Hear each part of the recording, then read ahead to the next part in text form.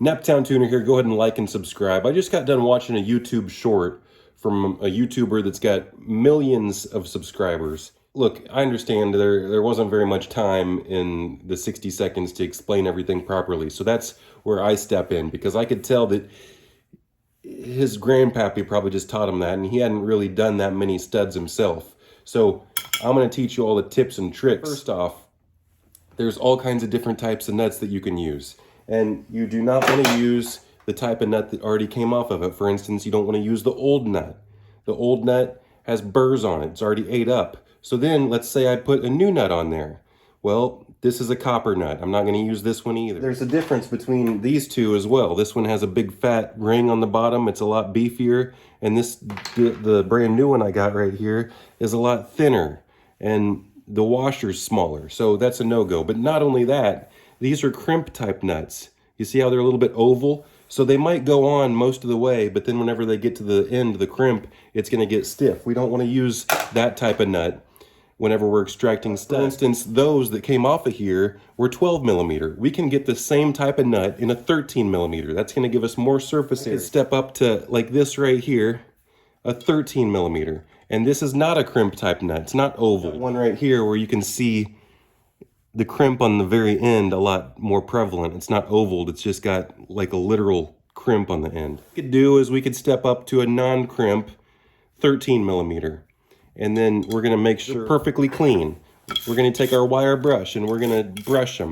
Make sure they're nice. And he also showed how to spray a little bit of penetrating lube on the back side of it. In my opinion, that's really not going to do much. We're extracting the stud. The penetrating oil really only gets inside the threads if you're working the stud back and forth, which you could. If the stud is like this one and the threads don't go all the way in, you might at some point get vice grips on it and go back and forth with the stud. And then if you sprayed penetrating oil in there and kept on working it back and forth, then some of that oil would get inside there. Extracting it, then it's not going to get inside there. So what you could do is you could work both sides of the nut, and if it's stiff, if it's coming out stiff, we'll see. We're going to do a couple of these. If it's coming out stiff, I suggest not just keep on going out. You're going to want to go in a little bit, so we'll just get there when we get there. Let me go further with these nuts. So instead of using this one like I showed earlier, we're going to go with this one. This one, and you might need to go source some nuts for this. And you're really only going to use these a certain amount of times, because you can stress the internal threads and then they get warped and then they're going to get stiff on you. The nut always has to just spin on with super ease. So this one has a built-in spinny washer on the back side, and it's got maximum surface area. So that's what we want. So we're going to spin this one on backwards. But before we do that, we're going to get our wrench here. And if we got enough stud, we can put our wrench on first, our closed end side. Because guess what? All opened end wrenches, the mouth will open. Like if it's under enough stress, these mouths always open. The closed end is way better.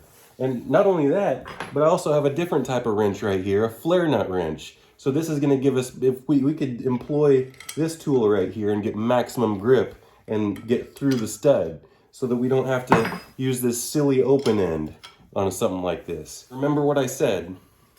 We're going to put the closed end side, we're going to hang it on the stud first if there's enough room. So now we're going to put the nut on backwards, and it's going to just easily spin on. And then we're going to spin the top nut on correctly. And then we're going to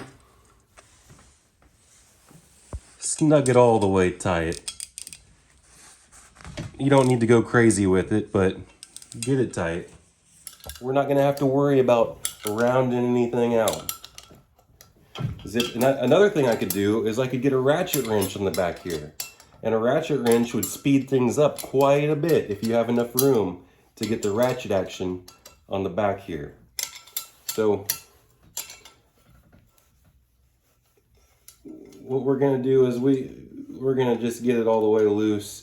And if you do it properly, you can get these nuts off even if the stud's all the way. I don't know if that was in the frame, but I initially did it wrong. The pliers always work one direction. I would have to have enough to come back, move it, and then go in, and I don't. So we're gonna have to do the opened end. We don't have a choice. So in this particular case, preferably use a very good wrench. This one is an extra long. It's not a flank drive plus. Flank drive is what they call these little divots in here. Flank drive plus is when you have little lines inside your opened end mouth. I don't have that, but we're gonna see how easily this comes off anyway. And keep in mind, this is the exhaust side. So this should be the most difficult type of stud to remove. And using the correct nuts is most of the battle. And yes, you can buy these studs, but most of the time you probably have to get them from the dealership or their special order, because these are very specific studs that you hang the turbo manifold on. So we're gonna do like this, and then this is another thing. This wrench would be backwards right here. We have to flip it around this way. This is one direction for the wrench. It grips a lot better this way than this would be backwards.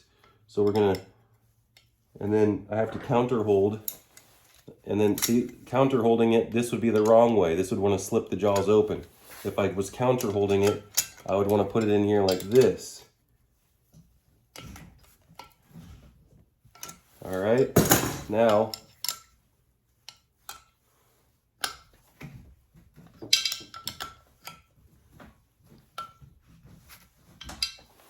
you see how I just spun it the other way and it loosened itself up? I just wanted to see if it would.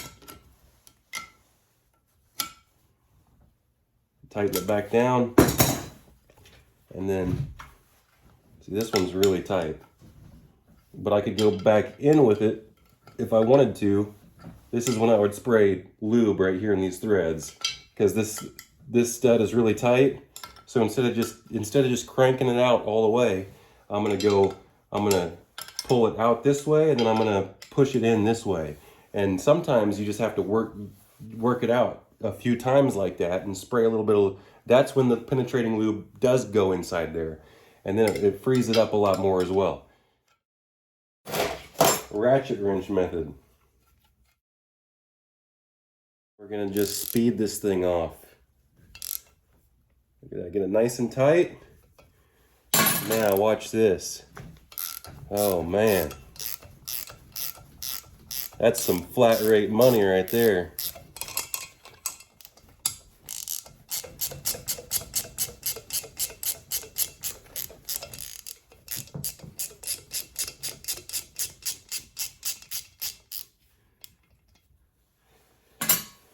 Now we're gonna just take the whole stud out, put both of our closed ends on it, and bust them loose.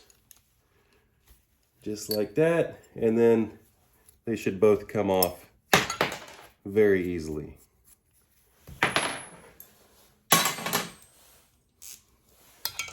And then continue.